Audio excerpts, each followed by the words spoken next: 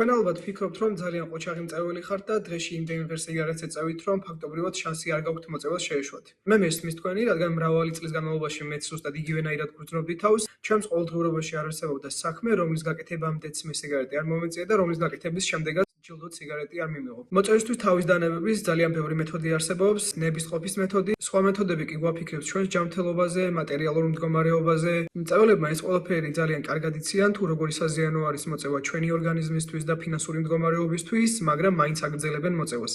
ის მამშვიდებს, მეხმარება კონცენტრაციაში, მავიწყებს სტრესს და მოწყენილობას. ეს ძალიან კარგი მიზეზებია იმისათვის, რომ მოწევა აღარ შევწყვიტოთ.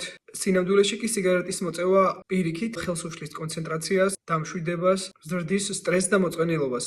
არ არსებობს ერთი მიზეზიც კი, რის გამოც ადამიანმა უნდა გააგრძელოს მოწევა. ანუ შენ ცხოვრებაში არ არსებობს ერთი მიზეზიც კი, რის გამოც შენ უნდა გააგრძელო მოწევა. ამას თუ ნამდვილად დაინახავ, მოწევის სურვილი ბუნებრივად გაივლის და ნების ყოფის გამოყენება უკვე აღარ დაგჭირდება. თუ გსურს მოწევას თავი დაანელო, მაშინ ყველგან უნდა გამოიწევო ჩემი გვერდი, სადაც კი შეგვხვდები, რადგან ჩემი მიზანი არის, რომ შენ მოწევას შეეშვა.